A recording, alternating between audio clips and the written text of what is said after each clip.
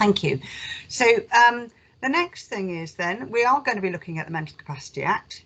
You'll be pleased to know. And this is a little video that some of you may have seen before, but I think it's always really good to go back to it. And the reason it's so good to go back to it is that actually it was prepared with a group of family carers. It tries to get the main messages about the Mental Capacity Act into the simplest possible language, and I think they've done an amazing job. It's less than 5 minutes long, and to be able to distill key messages about the principles of the Mental Capacity Act into 5 minutes is fantastic. So Rebecca, over to you again, please, if you wouldn't mind setting the video going. When anyone reaches 16 years of age, they have a right to make their own decisions. The law says so in the Mental Capacity Act. We all make decisions all the time, every day. Decisions can be about anything, from small things to big things. Small decisions might be simple day-to-day choices, like what to have for tea, which CD to buy, which computer game to play, or which film to watch. Big decisions might be whether to give consent to a medical operation, which college to go to, what type of job we'd like, or even where we're going to live. Of course, to be able to make a decision, you have to understand what you're doing. Some people are able to make any decision they want. Some might only be able to make small decisions. Others might need help with their decisions. And there are people who can't make any decisions at all and need someone else to do it for them. There are even situations where a person's ability to make decisions varies, for example, due to the effects of medication or due to changes in their health condition. When people aren't able to make decisions themselves, then the law is there to protect them. To be capable of making a proper decision, the law says you have to have something called capacity. To find out if someone has capacity, we need to ask the following 4 questions. 1. Can they understand the information that will help them make their decision? 2. Can they retain that information? 3. Can they weigh up that information? And 4. Can they communicate to others what their decision is?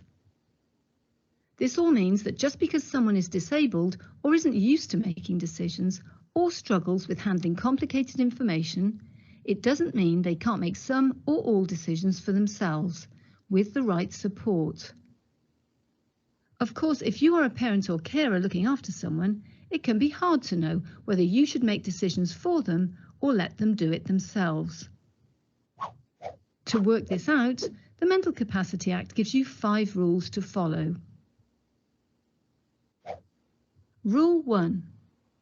Start by assuming that everyone can make their own decisions. Even if they may not be able to make all of their decisions by themselves, for example, big decisions, they may be able to make smaller ones. Rule 2. Give the person as much support as possible to help them make their decision.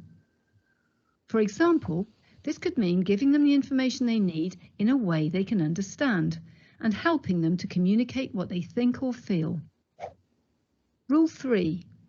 You can't stop a person making a decision just because you or someone else thinks it's wrong or a bad choice. As long as a person understands what they are doing, they have the right to make decisions that other people may disagree with, even their own family. Rule 4. If someone can't make a decision themselves and you have to do it for them, the decision must be made in their best interests. In the Mental Capacity Act, there is a best interest checklist, which helps to establish what is in a person's best interest. This suggests considering whether a decision can be postponed, how the person concerned might feel about the decision, and what people involved in their care might think. Sometimes, the decision may need to be made by someone outside the family. For example, a medical decision may need to be made by a doctor. And in some situations, the local authority may need to make a decision. Finally, Rule 5. If you have to make a decision for someone else, it should limit their freedom or their rights as little as possible. So before making a decision on behalf of someone else, you must always ask whether you could do something else that would interfere less with that person's basic rights and freedoms. So that, in brief, outlines why people over the age of 16 have the right to make their own decisions, how they should be helped to do this, and what the law says everyone has to do.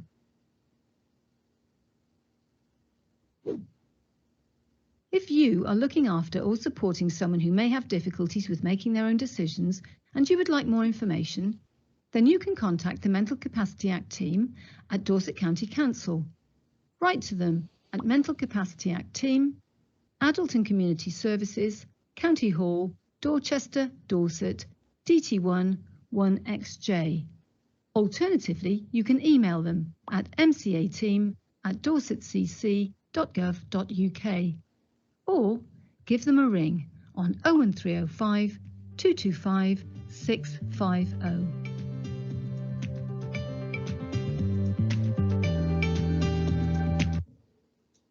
Thank you, Rebecca. Although that's obviously a Dorset video, it is worth saying that every local authority has a Mental Capacity Act team. So if there are issues that arise in relation to decision making and you need some support to implement the legislation, you can get advice from your Mental Capacity Act team. So it's worth finding out who they are, where they are, and a contact. And I think also it would be something that should be on a local offer, so it might be worth checking whether or not you've got anything on the Mental Capacity Act team on your local offer, because that's what they're there for, to support that. They often get sort of stuck with some of the more thorny cases, but they are, I don't mean stuck in the sense that they can't resolve them, but it takes some time to resolve them. Okay, so we're now going to go into group discussions, and it's directly linked to the Mental Capacity Act. And the question for you is, how do you help children and young people and their families prepare for the change in decision-making status that happens at 16? And there's going to be, I don't know whether we've got, yes, thank you, Rebecca. She's so on top of everything, isn't she? She's wonderful. We've got about 25 minutes, 20 minutes, I think, for discussion, and then it gives us enough time then to feedback properly. So we're looking for ways that you go about helping people to understand decision making. So that's the question for you. Fantastic. Thank you very much. Rebecca. Okay. Well, are you there? Pat says she's on hold, so I don't know what's happened to poor Pat. She seems to be having a bit of a tough time this morning.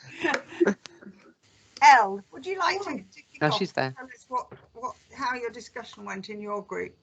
Yeah, absolutely. So I'll try and keep it brief so that everybody's got an opportunity to share a few things. We had a really interesting discussion. We were quite EP heavy, so there were a few of our CPs in there, and then we had representatives from an SEN plan writing team and from a local college as well. So some of the things we were thinking about how we need to help parents, children and families prepare for that shift. I think the main one was about really embedding preparation for adulthood from the very earliest years and being aware that there can be a bit of a cliff edge when we get to 16. And if that exists, it's because we haven't prepared parents, we haven't pulled those discussions right down. And there was an example that we shared about travel training.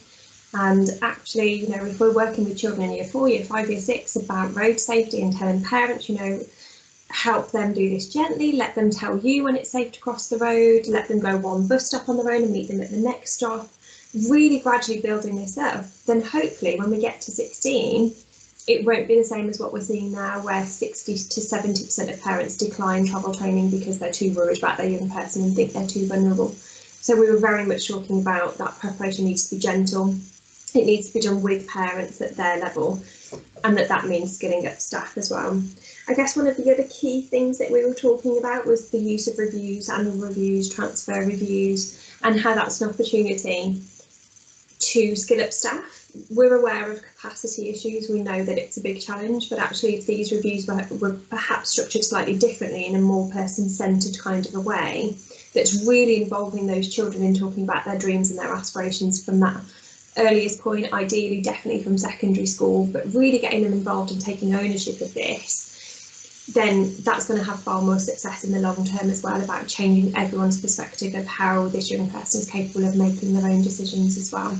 So they were probably our two main discussion points, but if anyone from my group wants to jump in if I've forgotten to say anything, then please do. Thanks, Carol. Thank you. Thanks, Elle. Sarah. Yeah, no, hi, very, very similar actually discussions, but we also talked about embedding very much from the early ages, so parents are prepared for that change in decision making and the young person, and also touching on vocational profiling to actually start that from a much earlier sort of age. So it's putting the key messages about the changes that are taking place. So again, we touched on about annual reviews and about ensuring attendance at the annual reviews, and that information is shared, and also that there's clear information on the local offer. We talked a little bit about doing things differently, and again, that really just covers about having clearer information for parents and for young people going forward. But vocational profiling was very much one of the strong things that came out, and also there was a sort of discussion about, do we need more training around that and support Around the Mental Capacity Act specifically? No, for the vocational profiling and making sure that all of that, sorry, the MCA is actually embedded within all of that. But one of the messages out there was that actually parents and young people are not really aware of this. So yeah. Thank you. That's okay. Really helpful. Okay. Pat. Thanks, Carol. We were a mixed group, and it was really useful, if I'm being honest, to have Pam with us as a parent. And Pam described a need for guidelines for parents for preparation for adulthood annual reviews.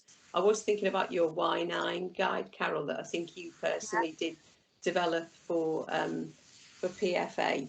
But we've talked a bit too about self-advocacy and mental capacity developing over time. So it's a bit like passing a baton on as a parent, and you wouldn't do that without training, as we've probably seen the Great Britain team drop the baton a few times in recent Olympics. Oh, sorry. I think we've lost Pat. I think we have to. Yeah.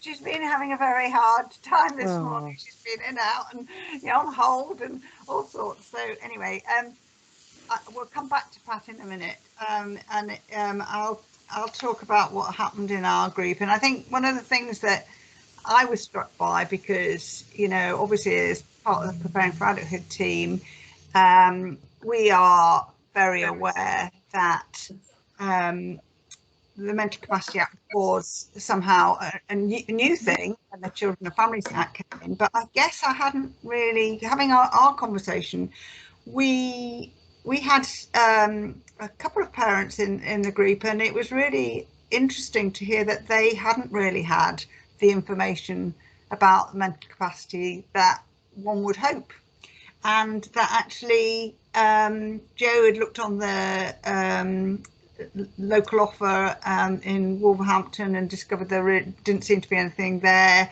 and Jane had also had a look, I think, in Telford and Wrekin, and we felt that there really wasn't enough awareness and there wasn't enough discussion about this, and it kind of sent a huge message to me about how perhaps we needed as a team to put more emphasis on it.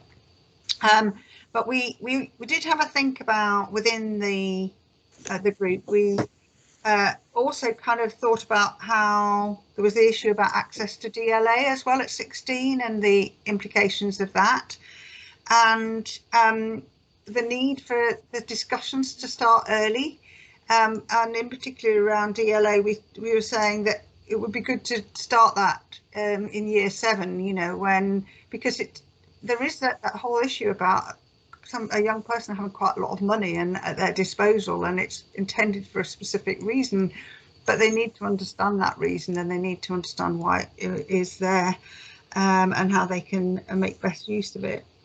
And we took then, because of the absence of resources and information and discussion, we talked about the possibility of having information available to children from an early age that was in a range of formats dependent upon their, you know, what they needed, so that it was easy for them to understand what was going to happen, help them to think about decision making. We need something on the local offer that clearly outlines what is on offer in relation to support around decision making, what the law says, and it needs to be done in a family friendly way, and the information leaflets need to be downloadable, that they need to be, so that if somebody doesn't have access to the internet, they can be given a paper copy and so on. We didn't actually touch on the annual reviews, which is a bit surprising given that I was, you know, I kind of see the annual reviews as an opportunity for all sorts of discussions actually, but we didn't actually say that. But I think we felt that this whole area had been quite overlooked, so something for us to, for me to feed back to the rest of the team. So I thought that was helpful actually, and I hope you did. It was really quite an enlightening session for me. But yeah, so now we're going to hear from Elle, who's going to share some slides, and she's going to be talking about embedding preparation for adulthood in mainstream settings. So I'm going to hand over to Elle, who is well,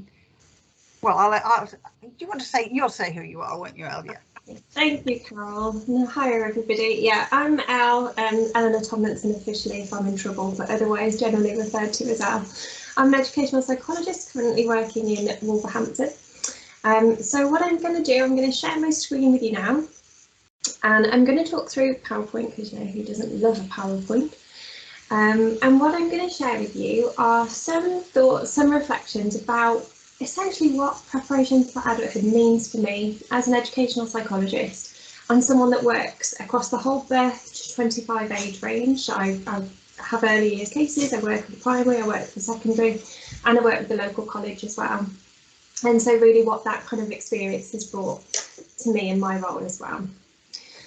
So just to start with a little bit about my journey. So this feels like a very long time ago now, but when I left undergraduate psychology degree, I went to work for the Connection Service, and I worked within the Learning Difficulties and Disabilities team, which is obviously working with young people aged 14 to 25, and predominantly with young people that were in specialist settings, and we were looking at what came next for them.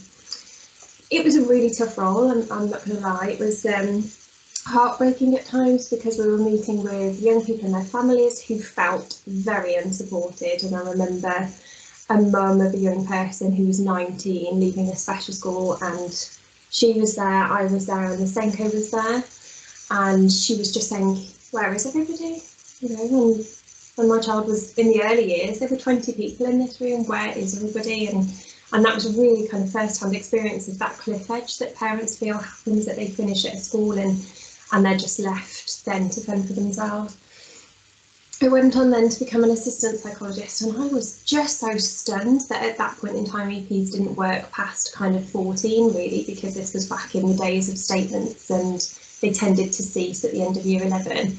But having seen what I'd seen with the Connection Service and seen the skills that EPs could have, I couldn't understand why they weren't kind of working together.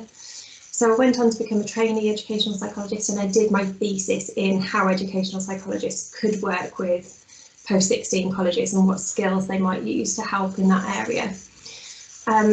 That was at around about the time that the new Code of Practice was coming in. So I finished my thesis in 2014, and obviously the Code of Practice came in not long after, which really extended it up to 25. So then as a qualified EP, which I've been now for 7 years, I've always been a college link, various authorities, And I've had that real passion for embedding the preparation for adulthood from the earliest years, and that's really come from that experience I've had over those years and seeing how important it is. At the moment, I work with Wolverhampton College. They trade with us. They buy a big package of time, which is wonderful that we can really get in and have an impact there.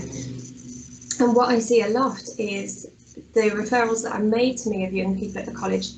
They're never for learning needs. They're never for that traditional kind of educational psychologist assessment that you might have thought of.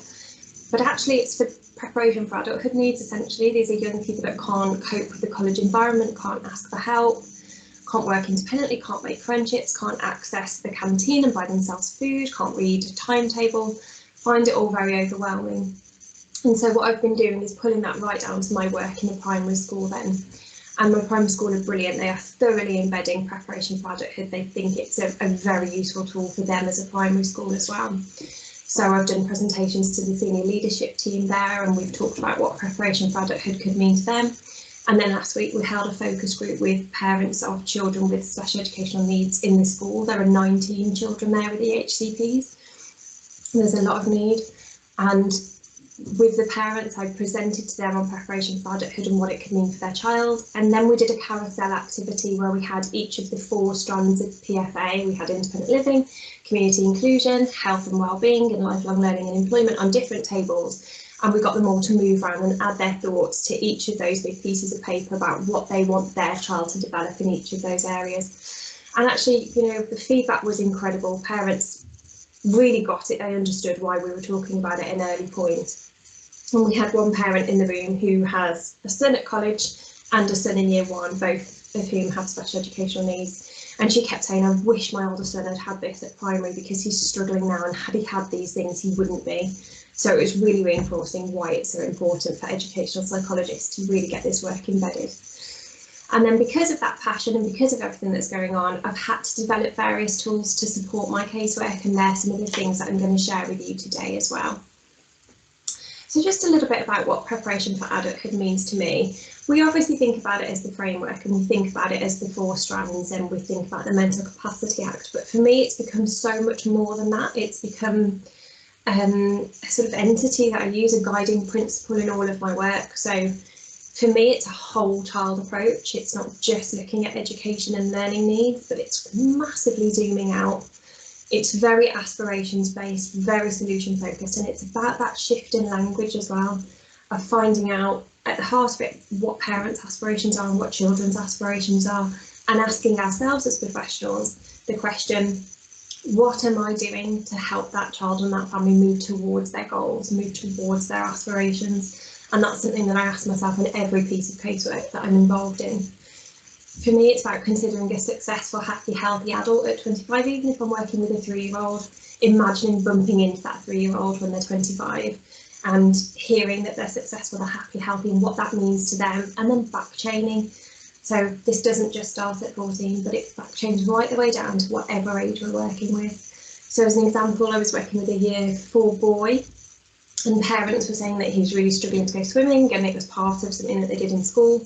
And it was going down the route of schools of saying, OK, well, we'll stop taking him swimming because we can see that this is really hard for him.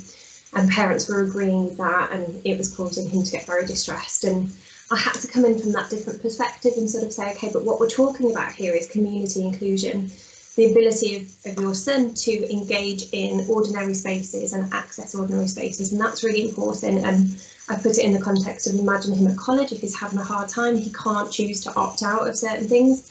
Actually, it's better if we equip him now with the skills that he's going to need to cope with those situations in the future. And so we came up with a step plan of he was going on the minibus and staying on there with his TA, and then it moved to him sitting in the changing rooms. Eventually he was sitting on the pool side, and eventually after a long time it did get to him being able to get into the pool with his peers, but it took a lot of effort and a lot of work on behalf of the school and the family. But it had that preparation for adulthood lens on it of why are we doing this? If we let him opt out of these things now because it's too hard, how do we re-engage him with this in the future?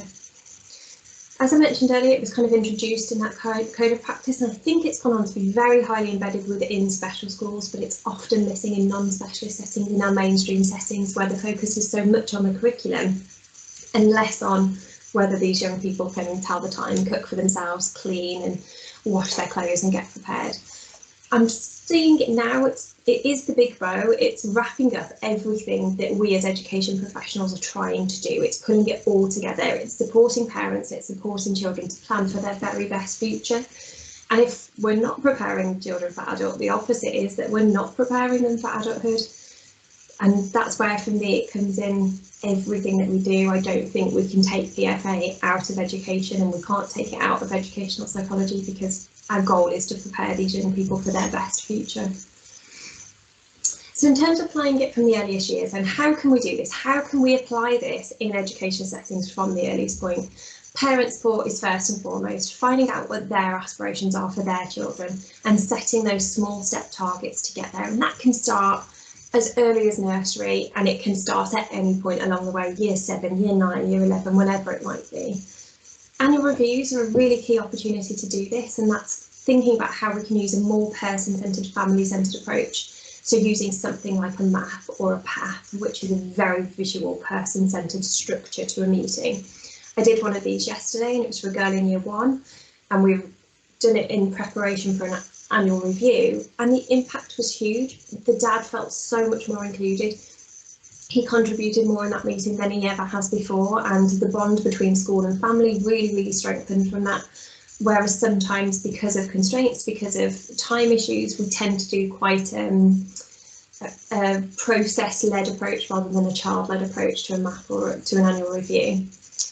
IEPs, I'm renaming them success plans at the moment, but that's another way of getting preparation for adulthood in at an earlier point in the cycle as part of that assess plan do review, rather than just when we come to writing a plan for young people. We need to think about how to bring that forward.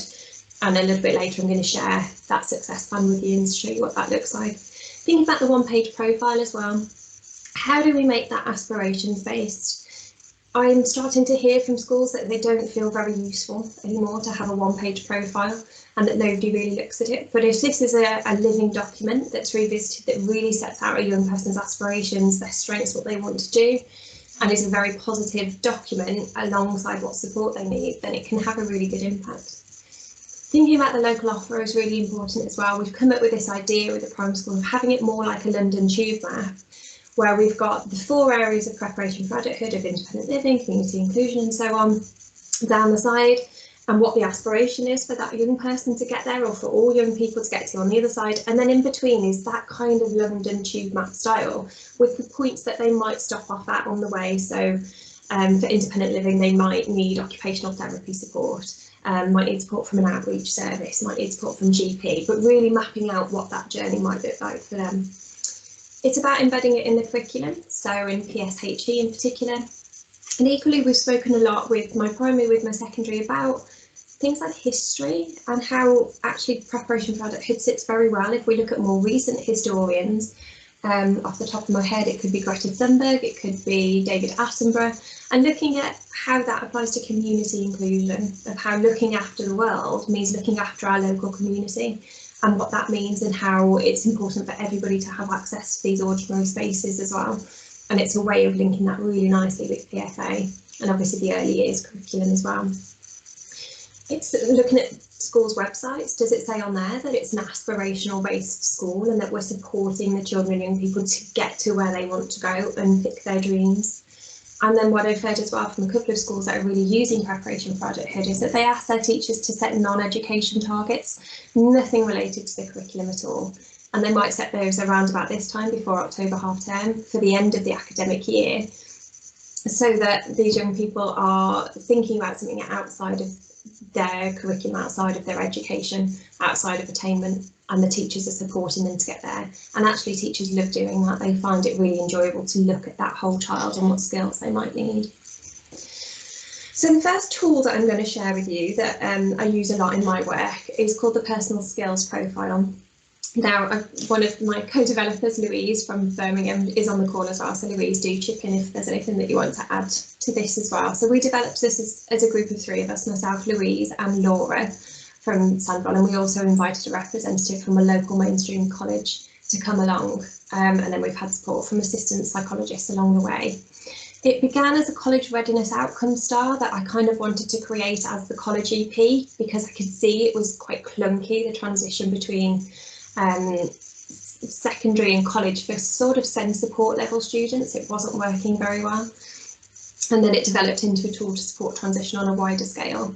It's intended to be a tool that can be used by educational psychologists and other professionals after training from year 9 upwards, and for a college admission process if they like as well. And at the point we're at now, we've held focus groups with EPs, and it's currently being written up for publication so that it's a tool that can be more widely accessible. So this is what it looks like. It's one side of A4 essentially for actually completing the tool, and it's got 10 questions which are constructs based on preparation for adulthood principles. So really easy to fill in with a young person in terms of time. It's a tool that you can keep in your bag. It's a tool that you can have to hand at any point. And we're going through these different constructs with them. So looking at the first one, we've got, I can mix with others my own age, across to I find it difficult to mix with others my own age. And that's coming from that area of community, relationships, having fun, that community inclusion element. And we've gone with the use of emojis so that it's very visual, very user-friendly for young people as well, and using the colour scheme as well. So we're hoping that it's easy for young people to understand where they might fit on there. And then there's a note section straight underneath it so that we can capture their comments for it. As you can see, we've got other ones in there about doing things on time, being able to work on their own, go to lots of different places, and being able to cope when things are tricky, knowing what they want to do in the future, managing money, managing the daily routine, getting around on their own safely, and having experience of work as well. So we came up with these 10 constructs from really unpicking the preparation for adulthood 4 areas, and equally from my experience and Sam from the college, her experience of where the difficulties were for young people, why they weren't succeeding when they were meeting their educational needs. But there were other barriers almost sitting around them as a person, them as a young person, what their difficulties might be. And then we put the box on the bottom, which is a really popular box actually. It's really interesting to see what young people put in there. But just an open-ended question about other things that I'd like my tutors to know, whether they need extra support, they have difficulties with busy places, whether they've got emotional wellbeing needs, and what their strengths, skills and interests are. And then we've came up with some guidance, some prompts to go alongside that as well, so that the person filling in that form has an idea of what kind of questions to ask to unpick those constructs as well. So as we say, it's a tool that we developed because we felt we needed it in our work, and equally it arose from observing that that was missing, that there isn't another tool out there that captures this kind of information. What colleges get is behaviour data, attendance data, attainment data, but they don't actually get any of this learning approach and emotional approach and preparation for adulthood needs that might sit around that young person. Okay. Now I mentioned earlier about this success plan. So in old language, I guess it probably has arisen from the idea of an individual education plan.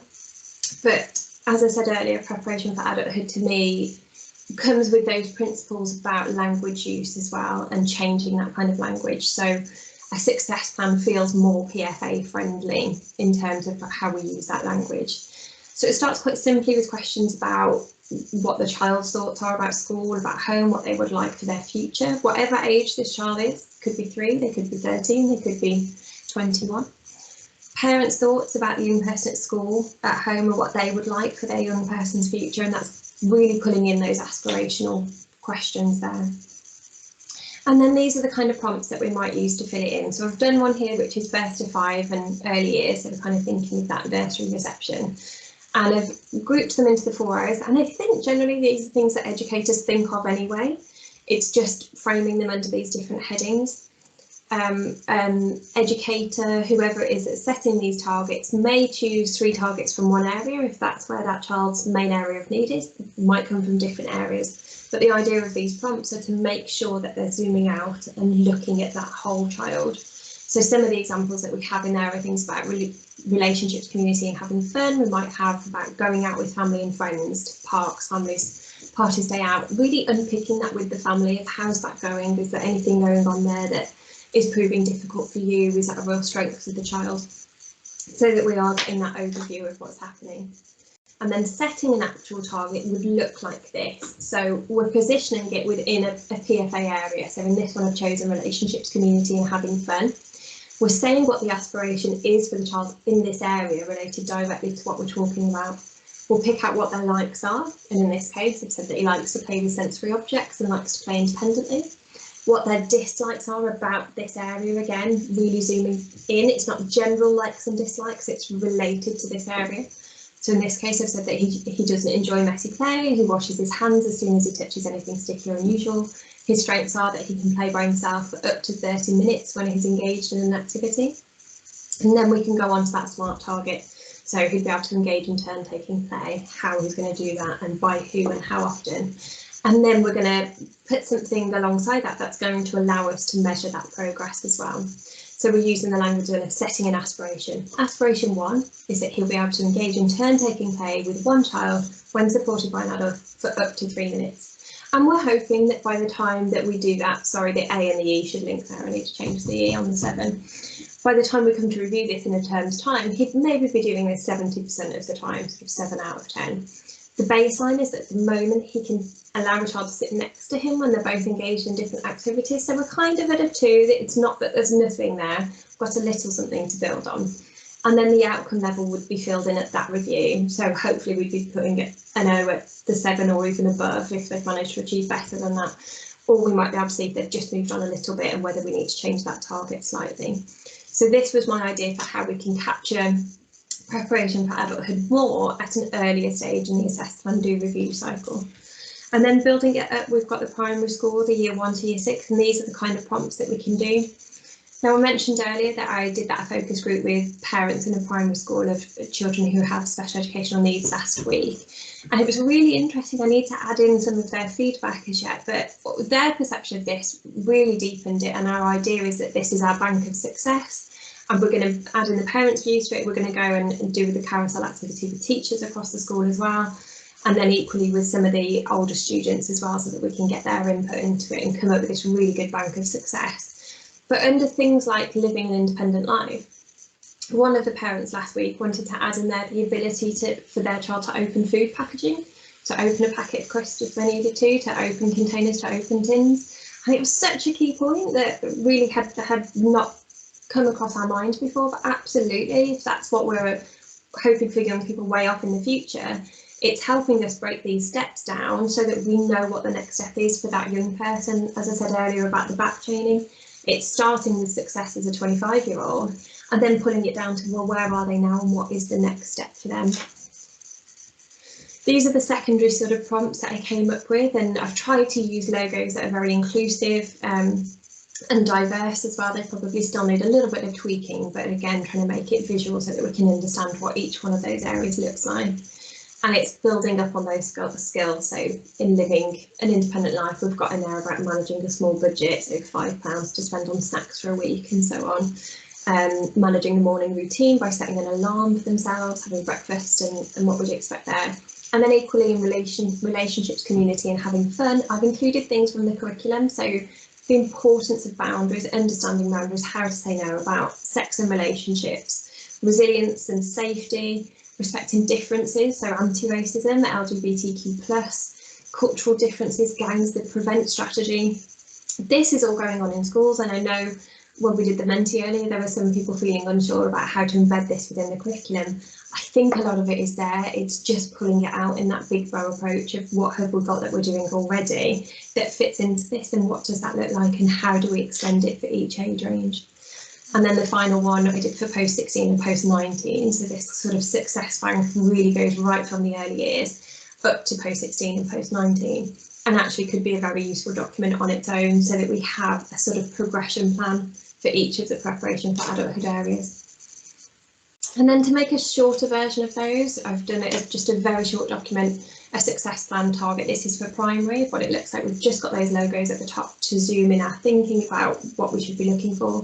A question about what's working well for the child. We might be doing this with the parent, with the SENCO, educational psychologist present or a different professional, looking at what's working well and what are the current concerns. And I've used this a lot with parents recently, and that's a really key question about what are the parents' current concerns. So last week a parent was telling me that she's struggling to get her son dressed in the morning and therefore out to school on time. It's causing a lot of issues. And so that was something that we could pick up as a target in school, and we realised that because of COVID, They're not getting changed for PE at school anymore, and that used to really bring on those skills. But that isn't there, so we needed to find a way of bringing that back in. But it was really listening to that parent of what's important to them and what do they need their child to develop to be more successful at home. And then quite simply setting the 3 aspirations there, using the principles that I've shared with you previously. So this is what it would look like for secondary as well. Exactly the same, just different logos under those 4 PFA headings. Now, another area that I've been getting involved in recently is about emotionally based school non-attendance. And the point I perhaps was trying to make is that preparation for adulthood should sit in absolutely everything. It's about completely embedding it. It shouldn't be a separate box at the age of 14. That somebody has to write something in and nobody really understands what it means. It's not separate. It should underpin everything that we're doing as professionals. And so I came up with this image. I won't take credit for the creativity, that definitely wasn't my skill set. But the idea here is that if we see our school settings, our mainstream settings as a forest, and we see the children in those as these trees that we're trying to grow, and the branches of those trees have got the 4 preparation for adulthood areas, and we want these young people to grow into having success in lifelong learning and employment, relationships, community, having fun, living an independent life, good health and well-being. They're really the branches of this tree that we're hoping for. And all of these leaves are about their aspirations, what's going to grow from those, what their gifts and their strengths are. To get that tree to grow as well as it can, it needs to be planted in that fertile soil, which is the school environment, having a growth mindset, restorative approaches, solution-focused approaches, emotion coaching. That needs to sit within that entire mainstream setting. And then we have the CERN, which is about their support network, who helps them, have we got the right professionals involved? And then individual factors, what's going on for them, and that's the RAIN. Have they got particular strengths? Have they got particular challenges, particular disabilities, special educational needs that's having an impact on them? And then we've got stepping stones going around it, and this was related particularly to emotionally based school non-attendance, but actually I've used this image as part of an assess, plan, do, review, and changed the 4 steps at the bottom to say assess, plan, do, review, and a couple of bullet points to help us think about how we need to achieve that. So in this one we've got school-based, we've got early intervention, we've got targeted intervention, moving on to multi-agency intervention and reviews, and then considering inclusion support and whether they need alternative provision. And if they do need that step, then what's the reintegration plan? And the idea is that if we're uprooting this tree, it needs to be planted in better soil, more fertile soil that can't be provided where they are. And then when that tree has flourished again, that it's able to be replanted back in that forest. There should always be that reintegration plan. And this is what I mean about my personal dedication to preparation for adulthood being far wider than a tick box or something that kicks in at 14, but should be embedded. It should be entirely unignorable, so it's a part of everything that's going on in a mainstream setting. As I said before, the idea is we should be preparing young people for adulthood, and the opposite is that we're not preparing them for adulthood. So if this isn't there, then it's not being done. And just as a final point, I wanted to do this for a long time actually, about coming up with a logo, a local preparation for adulthood logo, of what it means to us in our local area. And so we came up with this idea of using circles so that it all sits within each other and it's this whole child approach again. And we've got lifelong learning there, and this is local to Wolverhampton, so we've got the canal running through the middle and the kind of employment, relationships, fun, community that people might access there. This isn't quite the final version because we're going to be changing the independence a lot and putting things about having sort of a washing line of clothes and cooking and things like that, because I think independence is far more about within the home and independent living skills. And equally, we want to add a football stadium on there as well to recognise that that's something that a lot of young people in Wolverhampton access. But it was a really interesting activity, and one that I would definitely say schools could do, local authorities could do, teams could do, to really think about what does preparation for adulthood mean to us and how can we use it more? How can we truly embed it? So as I say, when I've got this finalised, it's something that a couple of my schools want to use. We've got a smaller version so that we can put it as a logo on all of our documents that go out. So preparation for adulthood really can become unignorable. I think that's everything that I need to share at this point. Has anybody got any questions? Wow, that was amazing, Elle. Thank you. I mean, so many fabulous resources there that I think there's a lot of people saying that they're fantastic, and and that Anne commented that it should travel, the documents should travel with the child throughout their education career, and into college and so on. So yeah, people are really positive about it. So I love the graphic at the end as well. I thought it was amazing. Thank you. As I say, I think I showed you all earlier, I've even got a PFA mug because it really is very much a big interest of mine. It's a real passion of mine, and because I get the privilege, I get to work from birth to 25, and what I'm seeing is how wrong it's going at college. And when you track a young person's story all the way back, there were so many missed opportunities that we had throughout secondary, throughout primary, throughout the early years to change the course of what they were doing. To really bring that preparation for adulthood in, that I think when you see that and you see it with your own eyes day in, day out, it has really created that passion for me about trying to embed this as much as we can. Yeah. Somebody's saying, bravo, Elle, for your creativity, passion, care and generosity and sharing. Oh, how nice is that? Thank you, Jane. Thank you, Jane. I was going to say, I do think that a lot of people will look at what you've done and it will help them think about what they could be doing back at the ranch. I mean, we've got mainly comments in the chat. Has anybody got a question they want to actually pose to Elle?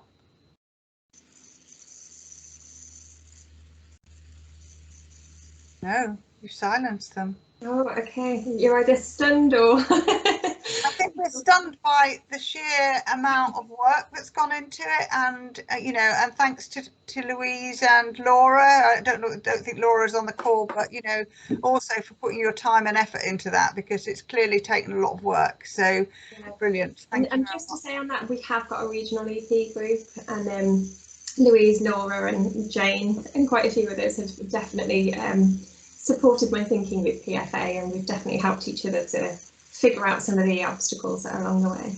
I can see a couple of people have got their hands up. Pat, did you want to come in? Do you have a question? Yeah, thank you. I have. I mean, I'm lucky enough to work across 3 regions, and it's not exactly a secret that everywhere seems to be experiencing difficulty with the availability of educational psychology services and the things it can bring. And of course, it's taken us back down that route of statutory assessment rather than some of that great system work that this exemplifies, that your profession can inculcate.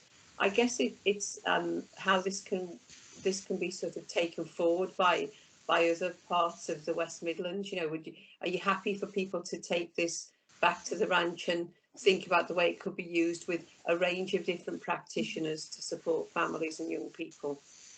Absolutely, I would love that to happen. I've never ever been precious about anything that I've created, and I would equally say for all of these tools, which I'm happy to share afterwards as well, do as you like, but then they're almost blank templates that probably just represent how the inside of my mind looks, really. I'm trying to get it out on paper, but people can tweak them, change them to whatever works for your local authority, whatever works for your educational setting. It almost use them as a starting point by all means, and take whatever you want, share whatever you want. It's out there, and I just want things to be used so that preparation for adulthood gets out there far more. Fab, thank you. Sarah, you had your hand up earlier. Did you want to say anything? Yeah, sorry. I was just aware of the time, so I took it down because I thought I could see Elle afterwards. But no, that was amazing, Elle, just to say, and it's great, and you can see the passion coming out, and I love the visual side of it, because I think most people are visual learners anyway. And I was looking at your tree and loving the way you've incorporated the clouds and the sun and that. And there was one branch that didn't have anything on, and I just wondered whether you could put on my voice. Yeah, great idea. Absolutely. Yeah, love that idea. Thank you. Thanks. Thank you. And Louise, I can see you've got your hand up, and I definitely want to. Just saying, it's been really inspirational working with Elle on this. It was her sort of brainchild. There's been so much development work from it, and certainly in Birmingham in our service, we've developed it and used created a booklet so we can use the PSP with learners with more additional needs. We've got the PowerPoint presentation where we can use it virtually. We've even used that to send off to a young person. They've filled in and come back. So I think it's about the creativity that this work can really generate for us. And the next challenge, as I think Pat has rightly highlighted, is how we get this at a systemic level, thinking about how we, as a local authority, we can start thinking about this as a first point of call rather than as an add-on at Year 9 reviews. So that's my little bandwagon that I'll be waving in Birmingham. Definitely, yeah, thanks Lou. It was wonderful working with you on this. It definitely wouldn't be how it is without your amazing input as well, so thank you. Thank you. I think we ought to move on, and I'm sure lots of people have got things they want to ask you, but thank you for your generosity in sharing all of that stuff with us, Elle.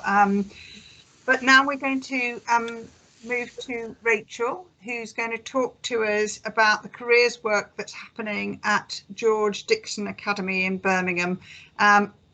Welcome back, Rachel. Thank you so much. Yes, I have sent a PowerPoint presentation through, which I'm more than happy for it to be emailed out after I've spoken. And again, if there's any questions after this session, I'm more than happy for anybody to email me or email via yourself, Rebecca, if that's okay. Okay, just as that's going up then, I'll introduce myself and carry on talking. So I'm Rachel from George Dixon Academy.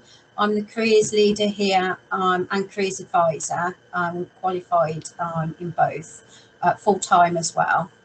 So just going to talk through some of the work that we do at George Dixon and our partnerships as well. I'm not sure, let me just see if that's quick.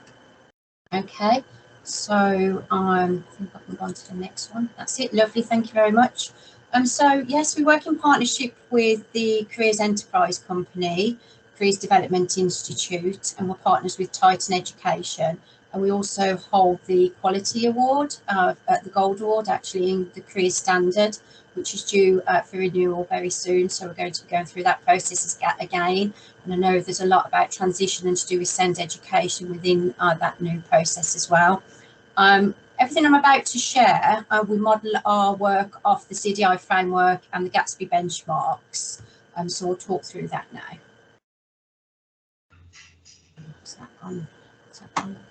Just bear with me. Yeah. So the background here, we've got the SEND team, and I work closely with these individuals. So I work closely with the Director for Inclusion, the SENCO, and the support team as well. But not only that, we are a school that sees that it's all our responsibility, not just the team that's in place. So that's really key for us. As a careers leader, for me to be able to work as successfully, I attend organised meetings, and those meetings are managed department meetings. So within that, we've got like a head of year, we've got a nurse, we've got a social worker, we've got the SENCO lead that attends. And what we do during those meetings, and it's for every year group, we look at the individual child and how they're developing and how they're moving on through the transition stages. And my role within that is how can a careers leader support that transition stage? And that could be working with families coming together. It could be supporting them by going off to colleges and organising that, or just one-to-one meetings. I've covered that in some slides further on, but those meetings are really key for professionals within this establishment to get together and discuss how we can support that child as they move from year 7 right up to year 13 when they're due to leave us. We also have head of year meetings as well, which I attend. And again, I share some of the activities that as a careers leader I've been involved in. So if we're taking students off to colleges, or I've met with families individually, we'll talk through all of that as well. It's really key that as the careers lead, I liaise with all these professionals within the organisation, but also, as I've mentioned earlier, the school-based social worker and the nurse as well. Right, so how do we develop and deliver our programme across the academy? So I put together a careers development programme. Teachers are provided with a weekly careers session, and during those sessions they'll have a 15 to 20 minute presentation that I've put together, and that is linking it with, as I say, the CDI framework and Careers Enterprise, feedback from where we should be developing and looking at the Gatsby benchmarks. It's making sure every child has got their entitlement, but also making sure that individual needs are met as well. So if you've got a class of 30 children, it's making sure that they're all accessing that provision. So during that time, I will liaise with the SEND members of staff, the PSHE lead, and we'll map our plans and we'll make sure that whatever we're delivering, that it's accessible for all students. And to do that, we do observation walks. So we set it out over a term, and we'll each individually go to, say, year 7 right through to year 11, and we'll look at how the provision is being delivered. We'll offer our support and we'll identify students that may be struggling to access it. And then we'll liaise with our members of the SEND team or other members of staff to look at ways in which we can put maybe bespoke programmes together for that individual child to make sure that they are getting access to these statutory required programmes. So I can talk to you in more detail if there's any questions on that later on. Working together to support transition, looking at real sort of key points here. So through year 7 to year 9 to year 11 to year 13, the really key points for our children. And when they start in year 7, we have the educational programmes that tutors deliver, but we've also got other plans in place as well that we monitor to make sure they're happening. So year 7, transition into secondary school. Year 9 is options. Year 11 is obviously preparing for that next step, whether they're going on to an apprenticeship, to college, to a work-based programme, or staying on at our 6th form. And the same at year 13, transition point as well. Our students go off to university, but it's becoming more clear now that not all children are choosing to go to university. We've got a lot more children now asking about apprenticeships, or that they want to take a gap year. So it's looking at, again, the individual child and the needs of what is required there as well. So the careers plan and how we meet those individual statutory requirements. So one-to-one interviews. So my job as careers advisor is to do one-to-one interviews. So I work with all of year 11 and they all have an individual interview. I do lunchtime drop-in sessions. So rather than, as I'm full-time here, rather than just do a 15 or half an hour interview, the children have access to my environment where I work, my office. We've got a careers library, we've got the actual school library, we've got the 6th form base. I have a classroom where it's got computers, and the children come to that every lunchtime. I will also target groups of students as well. So by working with the individual professionals within the school, they will identify which students need more support at the beginning. So we have like a spreadsheet, and I know to focus on certain children at the beginning, and I'll then liaise with their key workers or family members to make sure that all happens as well. I attend all parents' evenings from year 7 right to year 13, so families know who I am. I'll give a letter out to families. We've got an informed website so they can access that as well. On our recent year 7 parents' evening, I gave out letters. I had the website open on my laptop so we could go through information. So they're just fully aware from year 7 right up to year 13 the type of support they will receive as we move through school. Okay. We've got a wellbeing plan which is in place, and inclusion plan, and that's looking at how we're linking the curriculum to learning. So we'll make sure that through the wellbeing plan that careers education is embedded in that, and the transition points as well as the inclusion plan. So within that, I've got sort of like quite a focus within those 2 plans, and it shows the amount of work that we're doing to make sure that the children are fully aware of their access rights and how we can support them throughout that development. I'm in the process at the moment of working with the PSHE lead, who we work closely with, at looking at further developing my careers in the curriculum plan, to make sure that it's recognised across the whole school. And so much work is being done, but it's identifying, you know, key transition points and key areas for careers within the curriculum, and how we can support that if it's not a focus to some.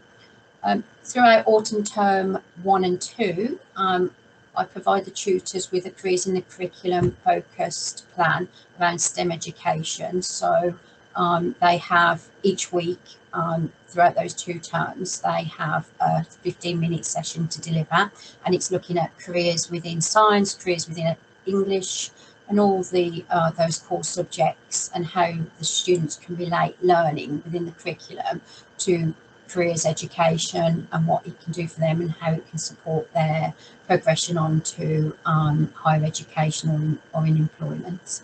And that goes exceptionally well, actually. Over the 2 years I've done that careers programme, I've adjusted it to the needs of request. We get feedback from the students, and from the teachers as well. So say for some, I've added a 1-minute introduction video where it will sort of give a focus on those key areas, and then the teachers can talk about it. Recent observations, I've gone round, and actually some of the children are delivering it, which has been fantastic as well. So they're getting really involved, and it's really great to see. So your Gatsby benchmarks 5, 6 and 7, which are really important as well, which are your encounters with employers, experiences of the workplace. So organised visits to college. We have, and I would say, a very strong stakeholder engagement here. And I do believe, as a full-time careers advisor and careers leader, it's made a difference. I don't know, sometimes when I hear about organisations and it's an add-on, it might be a 2-hour or I don't know, 10 hours attached to another role or responsibility. I can see the challenges there for individuals, because for me, for us to be successful, it takes a full-time position. All the things that we're able to do for our children and have, you know, zero needs, and every child is accessing a college, apprenticeship or work training organisation. We have success of our children getting into universities or into apprenticeships at the end, and that's because my job when I arrive here till I leave and beyond is all about ensuring that they've got that support throughout that transition. And I can't imagine it not being a full-time job, to be honest. And through that, we have, as I mentioned, organised visits to college. We have very good relationships, and that's been part of a full-time job.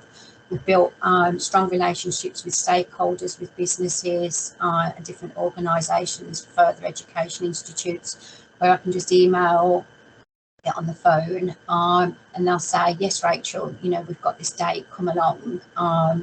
And it makes it so much easier when you build up that strong stakeholder partnership. We attend the national events. I know a lot of it recently has been online due to lockdown, but we are coming out of lockdown now and we're trying to move forward.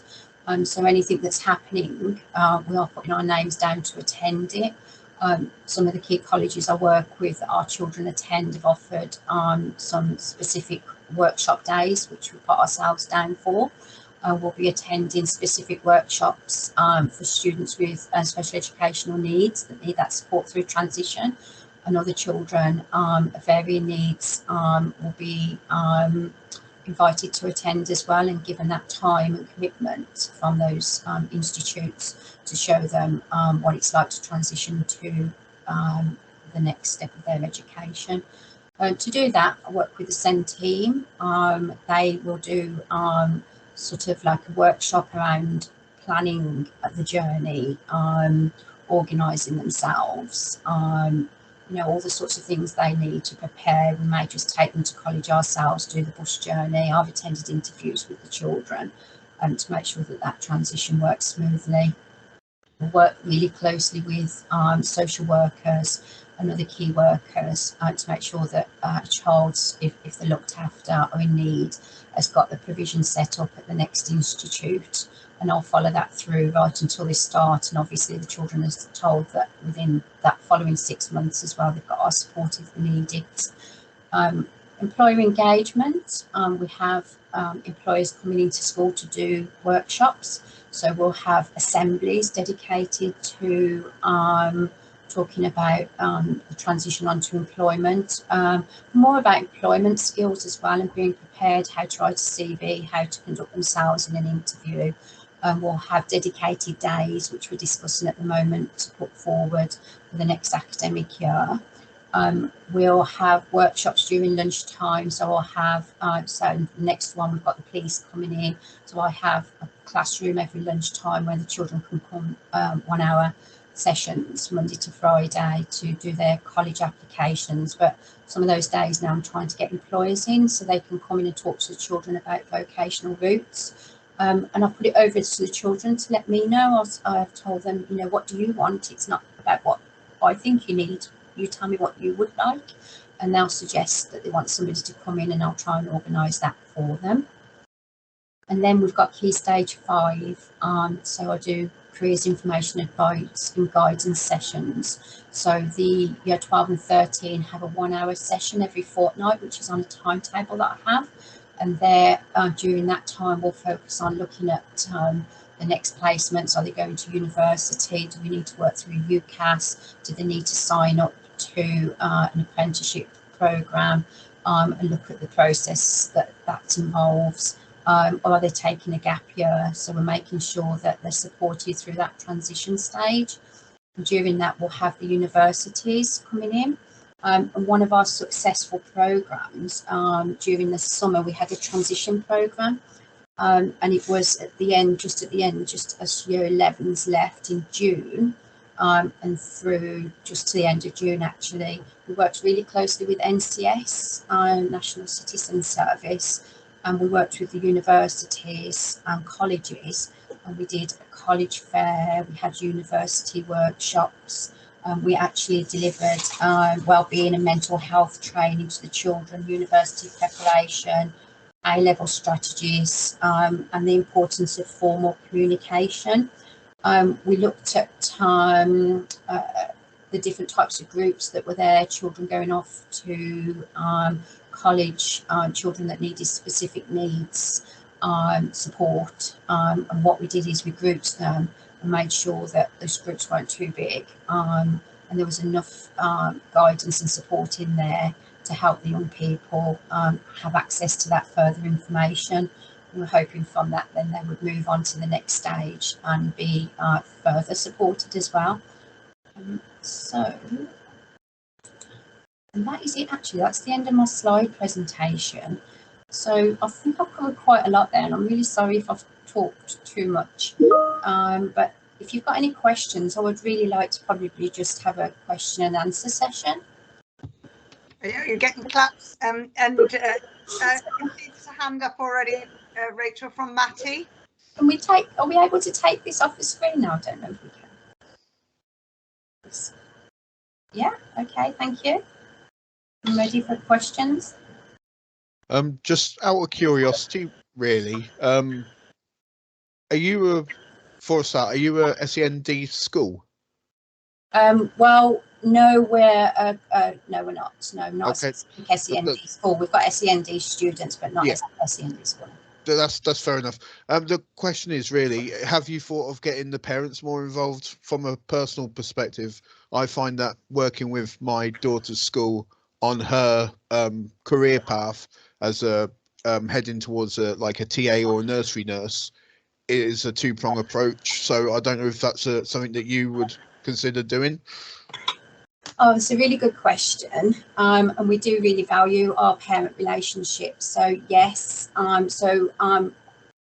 soon, actually, I've just put forward to head of year 11. Apart from attending parents' evenings and information being on the website, parents having access to phone meets, open door policy, or coming in and visiting. The children are told when I do the careers assemblies, please, if your parents want to come and speak to me, let them know. And that's given out through a letter. But also we're going to do a year 11 transition coffee morning. So just after parents' evening, I've asked the senior management if I can organise a week of inviting parents in to talk individually about that process. So I do believe we do parental engagement. I should imagine sometimes there's always further room for improvement, and ideas and suggestions are always welcome. But we do address the needs of our parents, and as I say, it's an open door policy here for them. Does that answer that question? Or? That's perfect, thank you. I'm just going to just remind people it's parent carer, not just parents, because obviously there's different people don't have technically biological parents, so just parent carer. Yeah. But thank you. Thanks for that. Thank you, Matty. Any more questions? I'm not seeing any more hands up. But just thank you so much, Rachel. I tell you, the reason it's for me, it's so refreshing to hear you talking is because of the inclusive approach that you've got to what you do. That although you're a mainstream academy, you are including children and young people with special educational needs in everything you do, and you're making the reasonable adjustments that they require in order to be able to access everything that you do. So I'm just so grateful that that you are there and giving us this access to your program of careers advice and information advice and guidance. So that's fantastic. Thank you so much. Oh no, thank you, and thank you. Okay. Right, well, it is 12 o'clock and I think we do need to start pretty promptly. So welcome back, everybody. Now, I want to just explain to you that we have got Vicky, and I mentioned this at the beginning, but we have some slides and a voiceover that Vicky O'Connor from the Careers Enterprise Company in the Black Country has done for us. And I asked Vicky to come. She has presented at another event, but I think what has been happening in the Black Country in terms of vocational profiles is unusual, and the systematic approach that they've taken to getting all special schools signed up to vocational profiles has been really out of the ordinary, and I wanted her to be able to tell you about what's been happening and the way that things are moving forward, and she's going to explain to you what a vocational profile is for those of you that don't know, and she's also going to be talking to you about the schools that have been involved in the development of the format of the one that they're using within the Black Country. I hope everybody knows where the Black Country is, because it took me a long time to work out which authorities were covered by the Black Country. But Elle, you're better placed than most to tell us which are the 4 authorities that are covered by. Yeah, and I feel like I've been playing a bit of Monopoly because I've worked in all of them now. It's like I've collected them all. So we've got Dudley, Sandwell, Wolverhampton and Walsall. They're the 4 areas of the Black Country. And then sometimes we talk about the extended Black Country, which would also incorporate Birmingham as well. Lovely. Okay, thank you. Okay, Rebecca, are you able to share the video with the slides for us, please? Will do. I'm just going to mute everyone. I might suggest you turn your videos off for this, just so it's nice and clear, and then I'll share it now. Thank you. Hello everyone, my name's Vicky O'Connor and I work for the Black Country Consortium. Today's presentation I will be discussing with you our creation of our Black Country vocational profile. So the aims of today's presentation is really just to introduce you to the process of creating and implementing a vocational profile within the Black Country. So within the Black Country, we have the contract for the Careers and Enterprise Company, and their mission is to work with schools, colleges and employers to help every young person find their best next step. The Careers and Enterprise Company vision is to deliver high quality 21st century careers education for everyone, everywhere. We do this by supporting and challenging schools and colleges to deliver excellence. Here, enterprise coordinators will meet with schools and colleges every 4 to 6 weeks to audit their careers provision against the Gatsby benchmarks and to ensure there is inclusion for all young people, including our young people with special educational needs or disabilities. We also support and challenge employers to engage with purpose.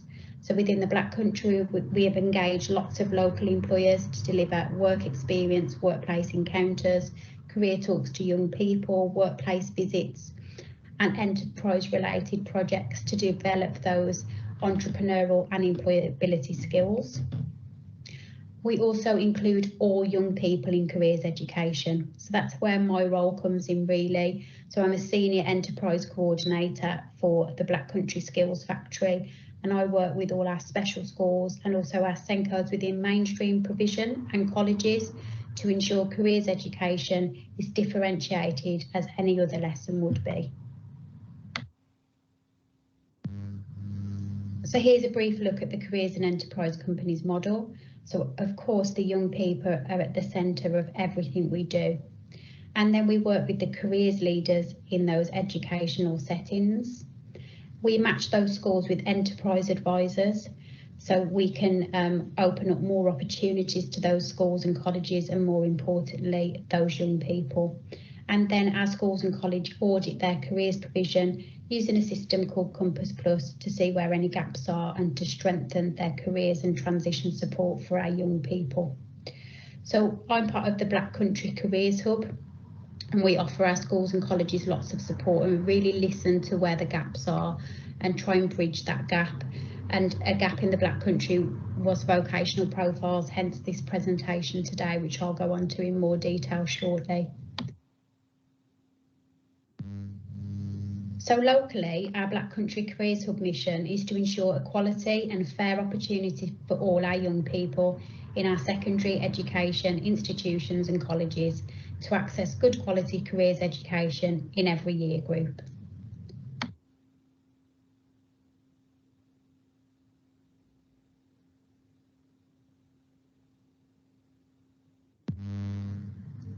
Our Black Country Careers Hub objectives are all on the screen at the moment, but the one that I really wanted us to focus on today is the one at the bottom, middle. We understand the barriers young people face in accessing employment to work, and we implement steps to help improve the life chances of young people. And this is really where the vocational profiling tool came in for the Black Country. And that was one of the barriers our young people are facing. With SEND, they are facing challenges to access employment, and a vocational profile would really support that journey, hence why the creation of that tool has taken place within our region.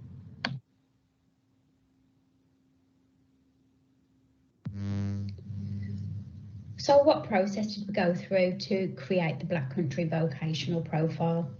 I hold a SEND community of practice meeting, which is a meeting where we bring all our special schools, colleges and mainstream schools together to discuss SEND careers provision across our region. At this meeting, vocational profiles were actually discussed, and the schools said that they were using a number of different vocational profiles. Colleges and post-16 providers actually reported back to us that it was very patchy across the region. Not all schools were using them, and they were getting different information from different settings. So I actually asked Carol from NDTI to attend one of our SEND community of practice meetings and discuss the importance of vocational profiling with our schools, colleges and post-16 providers. From that meeting, we then actually created a working party to devise our own vocational profile, and we looked at a number of different existing vocational profiles to see what would work for us. The working party consisted of our special schools, some mainstream schools, colleges and also training providers as well. And we mocked up a draft copy of a vocational profile. This was then sent to all 4 of our local authorities, because in the Black Country we work with Sandwell Local Authority, Warsaw, Wolverhampton and Dudley, and we asked them for their comments, feedback and suggestions. That mock copy was also sent to a group of employers. So from an employer's perspective, what information was missing, what did they like, what didn't they like? From an employer, what would they need to know about this young person in order to support them in their employment journey? We also sent it to DWP, Adult Services and Parent and Carer Forums for their feedback as well. And this was done over a number of months. We then created a separate pupil working party from a design element and from an accessibility element before sending to our design company for the final mock-up. I also ensured that I met with the 4 local authorities to really get their support and buy-in for this, because we really wanted their logos on the vocational profile and for them to endorse it and to encourage the schools and colleges to use it consistently.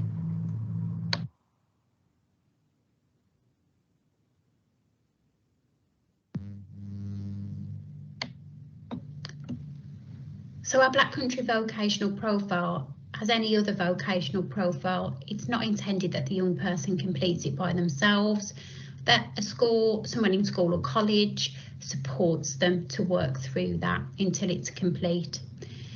And we've suggested to the schools and colleges that this is done through a series of short conversations or during tutor time or with a careers advisor, a teaching assistant or another member of school staff. We've created 2 versions of the profile, so there is a paper version, but there is also an online editable document. And we're suggesting to the schools that they use that online document so it can be kept as a live document. And if at all possible, it can be then updated over a period of time with work experience, any work placements or any further comments or suggestions. We're asking our schools and colleges to start using this in school year 8 or 9 as part of their school curriculum. And a number of our schools have already allocated time within their curriculum to start this straight away from September. And they will be our pilot schools and feeding back to the schools that are using it more sporadically at this time. So the vocational profile will capture all those details of our young people, where they live, who they live with, the information that will help further people in their future pathway to understand what support that young person may need to get a job or have a successful transition in the future. And it will also help with transitions, because it will help to identify areas for development, such as learning how to travel independently, telling the time, using money, so that moving from a school to a college, the college will automatically know where those gaps are and where they need to support that young person. And that really aligns to our Black Country Hub objectives of understanding the barriers young people face in accessing employment to work, and then implementing these steps. And the step that we implemented was creating this Black Country vocational profile.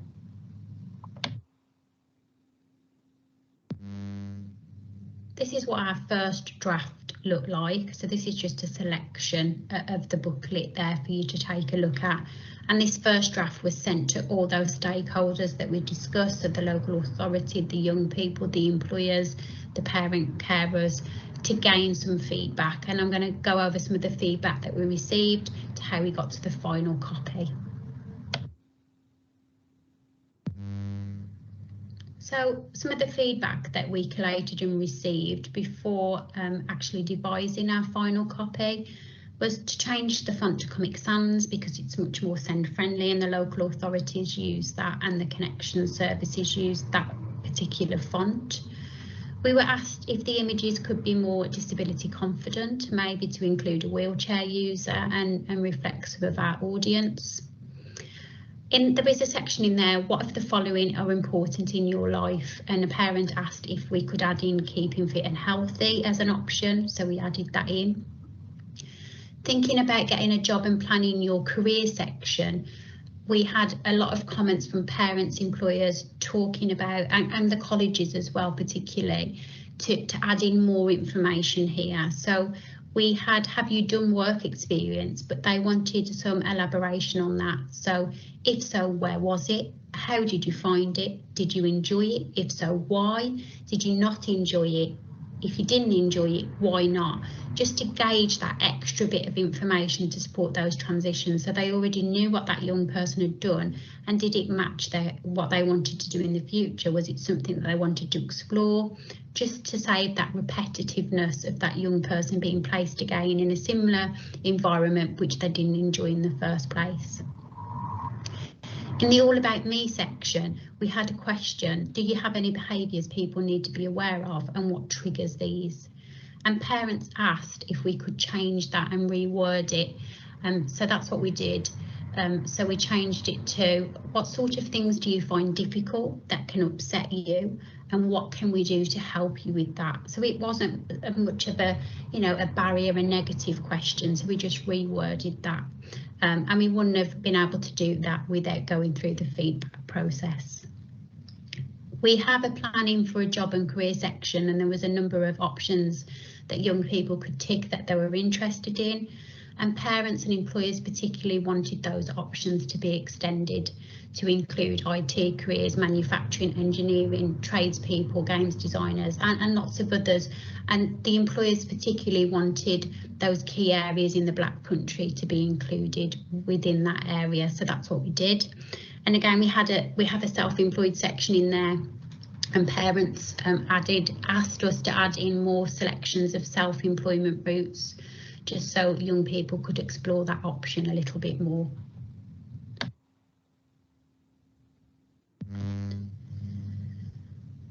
More feedback we gained was that the pictures looked like the children were being looked down on.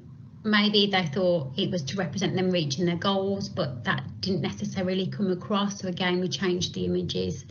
The graphics needed to reflect the age group. So initially, the first one that we sent out, the young people, the images were too childlike, and it needed to reflect our audience more.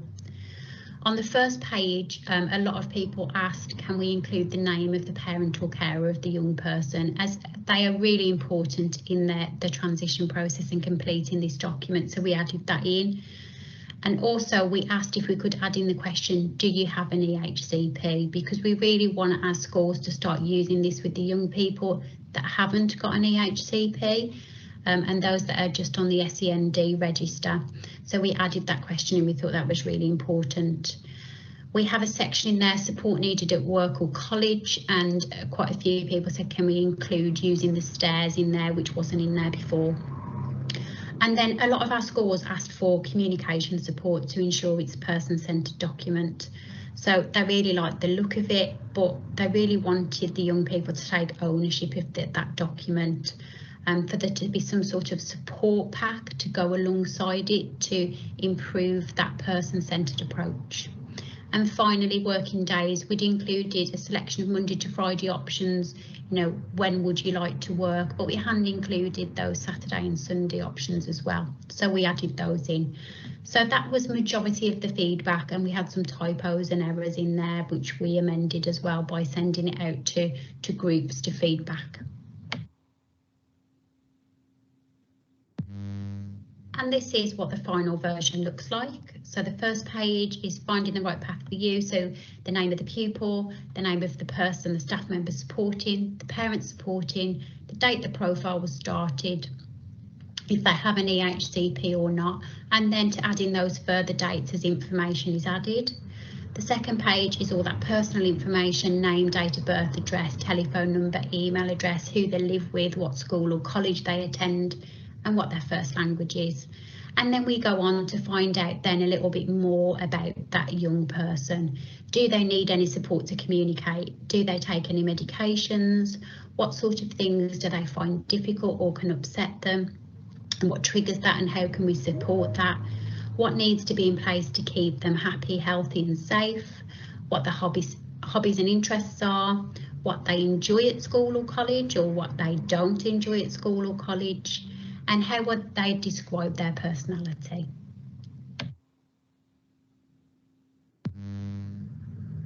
We then go on to explore more about that young person. So what things they're really good at, that could be at home, at school, at college, or even at work. Who are the people that are important to them in their life? Or or activities that are important to them. It could be attending a faith group or a club. We then go on to ask them to tell us a little bit more about what job they would like in the future, how independent they are with reading and writing, what support they need with that, if they need any help with things such as staying clean and tidy, getting dressed, taking a bath or a shower, if they need any special equipment to support them at all, and are they able to do home activities such as laundry, preparing a meal. Then we went on to explore the devices that they can use and any difficulties that they may face at college or at work with things like lifting or walking or using the hands. Then we went on to any allergies or any problems or issues they had with taste, sight, smells, and then what was important to them in their life. Going forward, we included how do they travel, how they use money, how they tell the time and what support they need with that, and then going on to leaving school or college. So what's important to them in that transition process? What would they need to be in place in order to feel safe and secure and happy with their transition?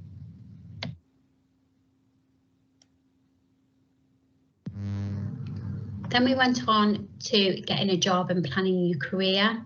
So exploring those jobs that they've already are aware of, family, friends, and people that they know, and then looking at what workplaces they've visited, what work experience they've done, if they've been part of a supported internship, if they've had any paid work in the past, if they've done any volunteering, and what support they've got through that process as well.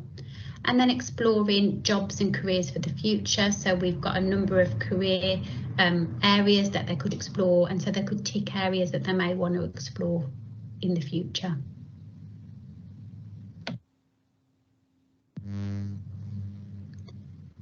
Then the final few pages of the Black Country vocational profile is looking at how they would like to work with people inside, outside, standing up, moving around, sitting down, and any other ideas that they may have, how many days a week they maybe like to work, and the days of the week, and the times of the day, morning, daytime, evening, night time. And then we explore those self-employment opportunities as well, and anything else that's important to them about getting a job or ideas for their future or their pathway into employment. So that's the overview of the final Black Country vocational profile slides. As I mentioned earlier, one of the key feedback elements was ensuring that it was person-centred as possible. So we created a booklet, a supporting document to go alongside it, which explains the vocational profile and the sections within it. And then within that, we've got a communication tool where we've used widgets. So young people that can't communicate can use these widgets to ensure that it's as person-centred as possible. Or these can even be used just as prompts, so to get that conversation started. So a question on here, what can trigger your behaviours? And we've got some pictures there of boredom, new people, clothing, too fast, too close, wants attention, it's too hard, it's too bright, it's too loud. So young people can really start to pick out what are those triggers and to ensure it's as person-centred approach as possible. So our Black Country vocational profile has been launched at the start of September. A lot of our special schools, because they've really been at the forefront of pushing this along, have started to use it straight away. I'm doing an official launch with our mainstream schools the middle of October to our Senko, so they can start using this within mainstream settings and our colleges as well. There are a number of schools that are piloting this and have specific time in their curriculum, and they will be feeding back to the other schools within the Black Country and colleges to tell them how it's working and how it's benefiting their young people. We hope this time next year that every special school, mainstream school and college will be using the Black Country vocational profile with all their SEND learners, those within EHCP and those that are on the SEND register. Thanks for taking the time to listen today, and I'm sorry I couldn't be there in person. Hi everyone. That's a very comprehensive overview that Vicky's given you, and I think you're probably like me, just so grateful that actually she's been spearheading all that activity and coordinating so many people to get that off the ground. It's not always been easy, but it has made a real difference, I think, and there's a kind of sense now that there's real cooperation around the development of that vocational profile. So yeah, so I think it's just a wonderful example of how, you know, cooperation can make such a difference. And I'd love to see that happening, you know, wider within the West Midlands. I mean, you know, we've heard a lot about things that are going on, perhaps in the metropolitan boroughs this morning, but it would be good to hear about those kind of vocational profiles happening systematically across the whole of the West Midlands. But has anybody got any questions? I mean, I'll try and answer the questions for Vicky, but I probably can't do, you know, if it's something very specific, you'll need to go back to Vicky, and you will have, we can let you have her details, obviously. Pat? Well, it's not really a question, Carol, but it is, you know, we genuinely, there's been some really innovative and leading edge practice here that we've heard about this morning. And when we get to the regional coordinators meetings, we get asked to bring along, you know, examples of good practice. It would be great if I could ask for a slot for the West Mids, really, and maybe one or two of the people who've presented today could share some of what they do. The regional coordinators for the 9 DFE networks meet about every 2.5 months. So we've got a meeting coming up in December, and then we'll have more in the spring term.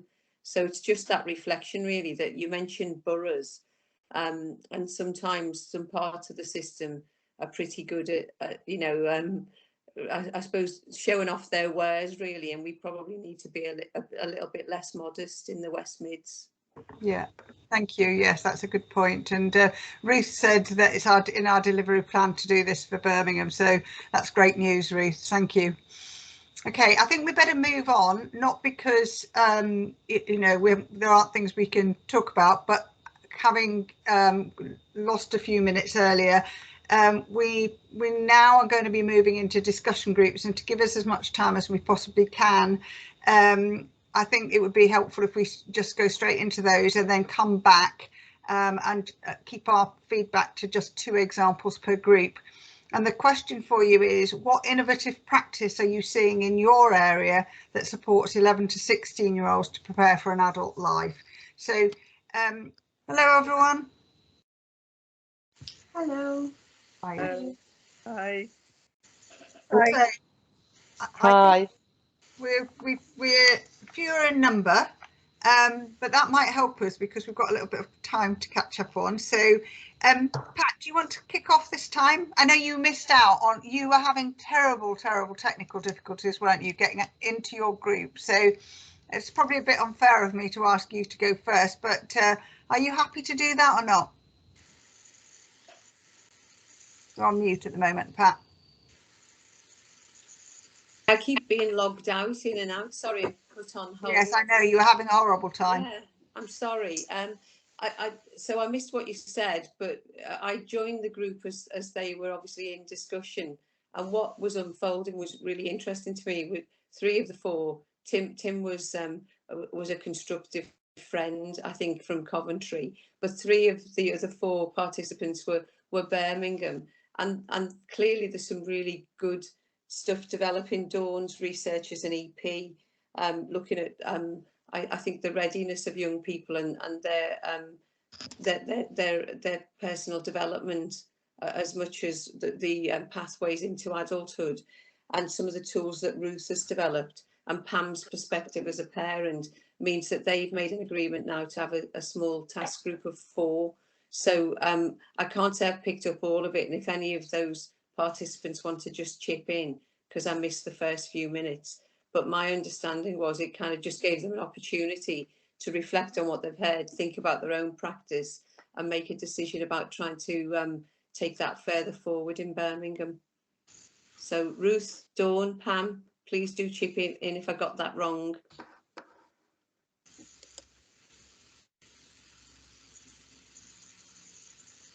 Ruth, Pam, you're on mute.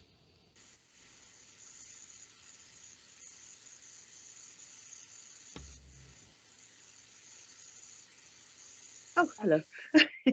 Sorry, I was going on to a different screen. No, I think what you said was right, Pat. We just kind of realised that there's people doing work, and it's the same work. So it's that age-old thing of different groups doing the same work. So we thought it'd be a good idea to come together and try and see if that work can be joined up and made more secure for the families and young people, really. Brilliant. Well, if today's done nothing else, I mean, I'm sure it's done lots more than that, but if today's done nothing else, it's got you guys together and you can work on something, you know, to move things forward. That's fantastic. So yeah, brilliant. Am I okay to put my email address in the chat? Yes, you can do that. Absolutely. Yeah. Okay. Thank you. Carol. Who's that talking to me? It's Dawn. Just to say, I'm a trainee educational psychologist. I can't actually call myself an EP. And Louise, you are part of that group. I think Ruth said that she works with you, and I think Pam has. So you're the lead on this project. So if that's okay. Yeah, lovely. So pulling it all together, absolutely. We just need to look at it, don't we? Like I said, there's lots of good stuff out there. So let's do that. Thank you. Thank you. Sarah. Yeah, thanks, Carol. We unfortunately two of our members of our group, their mics weren't working, or there was significant interference. So we didn't manage to get everybody's sort of views in this. However, Claire and Alex from Hereford were talking very much about there's lots of development going on. They've got a youth employment hub, which is available for all 16 plus for not just SEN, because they've got no connection service, and it's about actually supporting young people into employment and training with confidence building, self-esteem. So it's actually that support mechanism. So I feel that was good practice.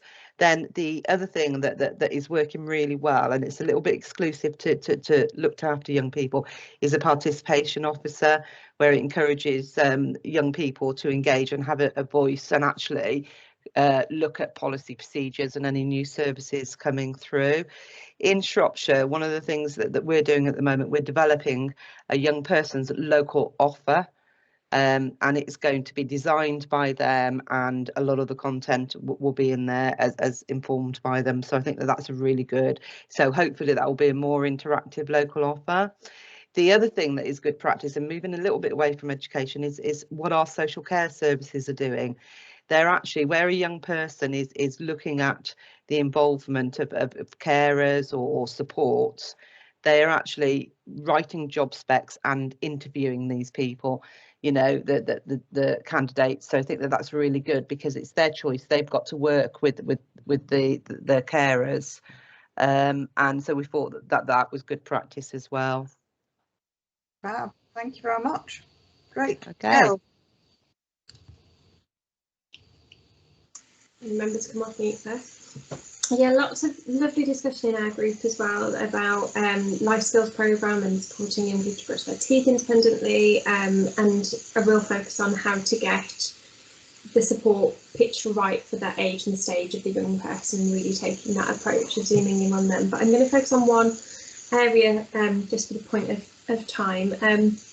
It was shared that one member of our group, Louise from Birmingham, educational psychologist, has run a podcast with a special school for young people with autism and a college, where the focus of that was to discuss good transition and what good transition looks like, to share some examples of good practice, to hear some positive stories as well.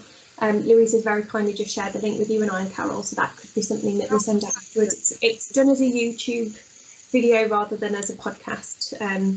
Louise, you're obviously far better placed to say say more about it than I am. Is there anything else that you wanted to add to that or share?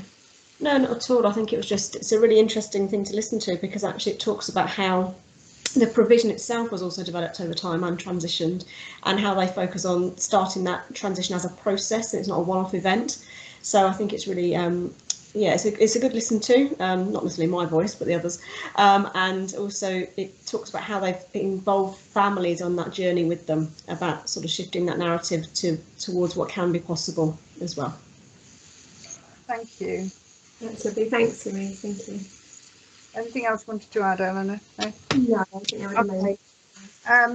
So just well, there were only 3 of us, in fact, in our group. So it was, so I think it's fair to say that probably the thing that was highlighted as good practice in particular was Dudley NHS Trust beginning to offer sports internships. They were already offering apprenticeships, but making them more inclusive, and that's a real positive development, because that's a kind of collaboration between the local authority, some of the schools and colleges, and the NHS Trust. So that's a really good development.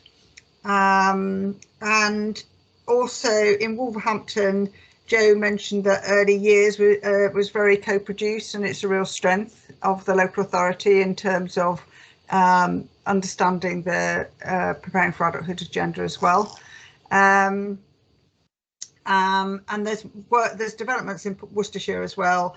You know, there's more focus on preparing for adulthood on the local offer, and that's something that's happened in the last year and a half.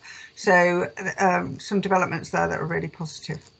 I am very conscious that we've got Conrad here, who's come to talk to us about the resources that Whole School Send have available to us. And I'm going to hand over to Conrad without further ado, because we're already at 10 to 1. So Conrad, over to you, and you can tell us what all the stuff that's available for us.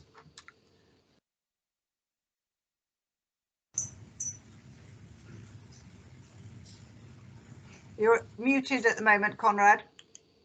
Can everybody see the presentation? Hopefully you can.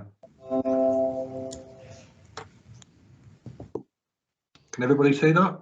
Yes, thank you. Oh, brilliant. Okay, so yes, my name's Conrad Bourne. I'm one of the Deputy Regional Leads for Whole School Send, and my colleague Dawn Cranshaw is also on the meeting. Just very quickly, for those colleagues who've not come across Whole School Send before, we are a Send leadership and school support response that DFE have licensed through NASON. We work across the sort of very fragmented education framework, landscape of schools, local authorities, academy trusts, multi-academy trusts, and teaching school hubs. And we work in a variety of ways, one of which that I'm going to sort of talk to you about today, which is trying to support schools, support local authorities to support each other. And the preparing for adulthood response fits within that. So we have produced a guide called the Preparing for Adulthood from the Earliest Years Guide. I'm going to talk a little bit about that now, but also a little bit about the philosophy of why we're doing this.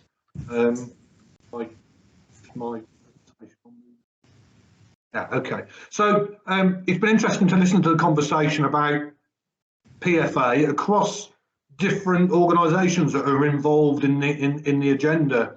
And Chris Pollitt, who's the HMI, Her Majesty's Lead Inspector for SEND, talks about preparation for adulthood, not just being something that we do at key stages or post-16 planning, but actually at school level, it should be involved in the everyday life of school. And that it should be really embedded into curriculum plans, actually preparing children and young people for their next steps. And that's really how Whole School Send looks at this, and how we work with schools and our local authority schools, our academy trusts, around this agenda. And we've produced a number of review guides in our suite of review guides that each support each other really. They're codependent, and the PFA EYR guide sits sort of in the middle of that. So for those colleagues who aren't sure on how we work, we run a range of training for schools around trying to develop peer-to-peer and school development from the ground up. So from classroom teachers to subject leaders to senior leaders and also school governance as well. So we produce these range of guides that support that. Now, one of the, I suppose, our unique aspects of Whole School Send is we're very open source. All our resources are free, they're free to download, they're also editable. So schools in different contexts, so a pupil referral unit or mainstream secondary school can use the same resource, but can also adapt it to their local context as well. So everything is free to download. And the sort of visual of our guides, as I said, we're a sort of ground up organisation, so we go from parents to and teaching assistants to subject leads and Senkos and senior leaders and governors and math leaders as well. We've got guides for each one of those, but you will find that there's a common thread throughout our resources, and PFA sits within all our resources. So you would see that it's not just the one guide. PFA sits in with all these because, as I said, it really encompasses everything that schools should be doing, not just the transitions and at key points when pupils move between schools. So we also run a series of webinars. Those of you colleagues who are experienced of using the Send Gateway know that we have webinars across a range of topic areas, and this is just one that we recently started, a series of 3 webinars around the guide, the PFA guide. The first one was a couple of weeks ago, and we've got one coming up on the 20th. We just had one on the 20th of October yesterday, and then we've got part 3. And what is really great about our webinars, and I'm not trying to sell them, but I would say they're useful, is that we do get participation from leaders in the field, and our feedback is that they do add a lot of value to what practitioners are doing on the ground.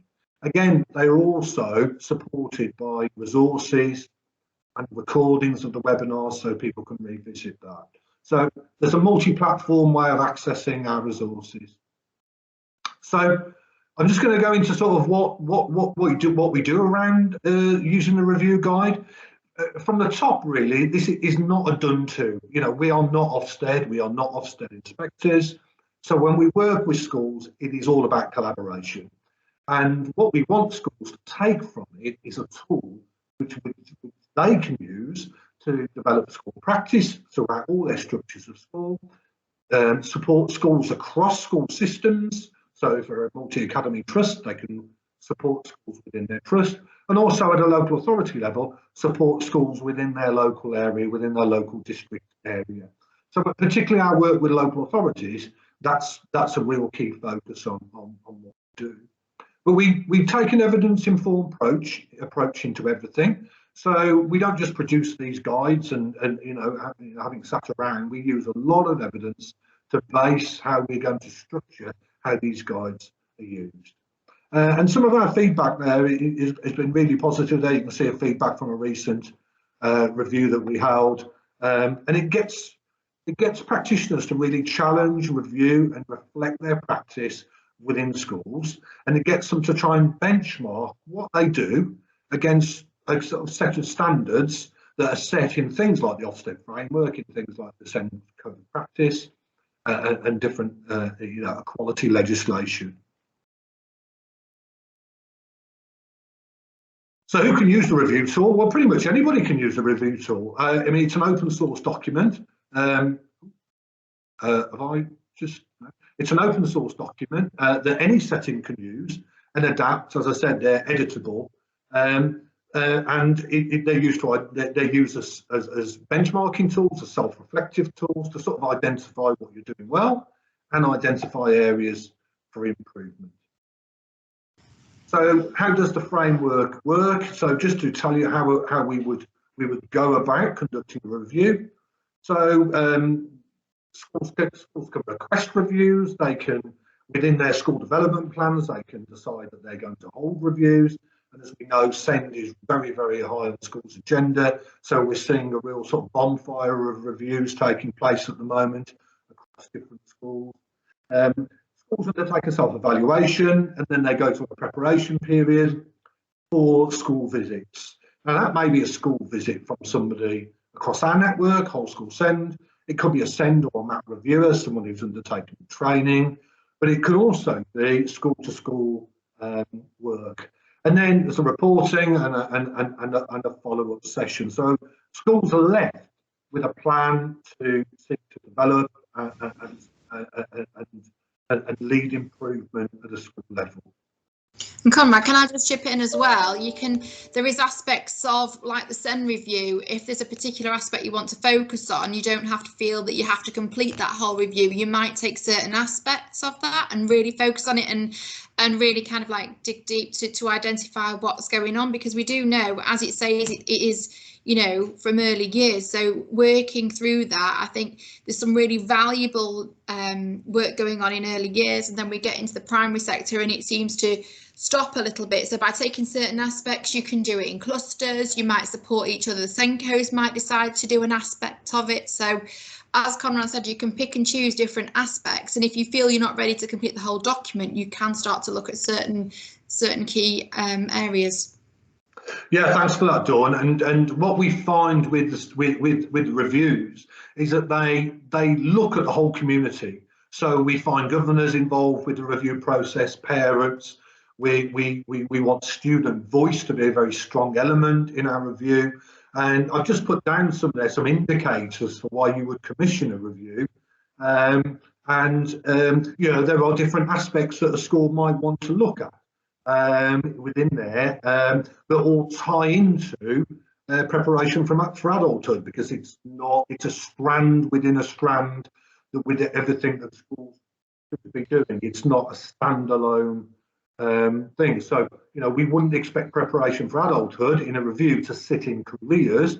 We would expect to see it throughout the whole structure of school, both in curriculum time and unstructured time. So that self-evaluation is a strong element, and schools get on with doing things on a daily basis. Schools are good at getting on with doing things. One of the things our review asks schools to do is stop, pause and reflect and think about where they are in their different milestones. And one of the comments that I pulled out from a recent review there was this idea of being able to come together to collect key information that people hadn't done before around this review guide. And so what it can do is pull the school together, pull in different aspects of school as part of, you know, the process of preparing for the review to take place. And so preparation, again, across the whole school community there, self-evaluation needs to be done. And also we're looking at the key stakeholders within school.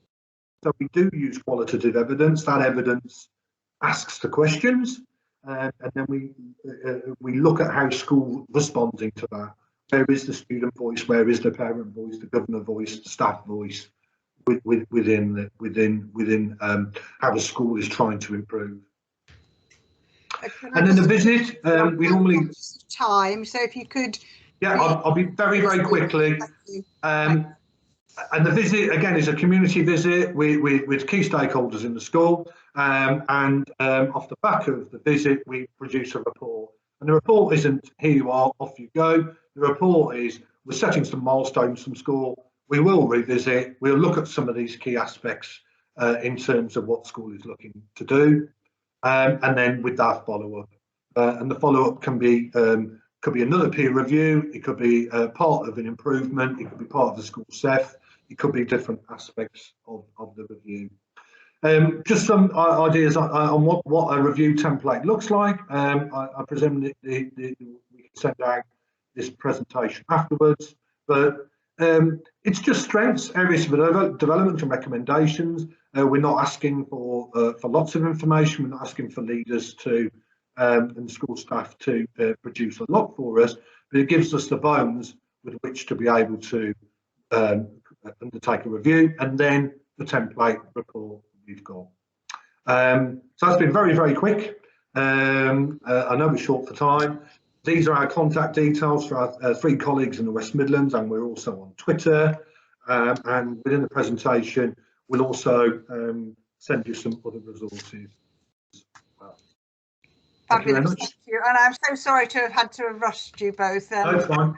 But yeah, it's just, yeah, things have just gone, you know, on because we've got so much to say, haven't we? We're all of us got so much to say.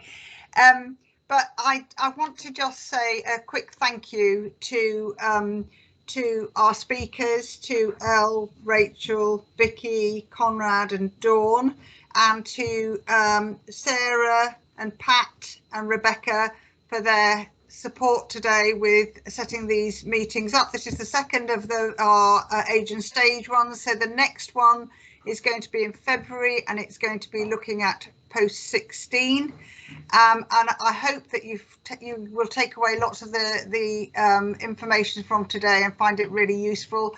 I've certainly learned lots today, and yeah, I'm going to be certainly focusing in on the Mental Capacity Act stuff and talking to the team about that. So thank you everybody for joining us, and have a good rest of the day, and yeah, take care everyone. Thanks a lot. Bye bye.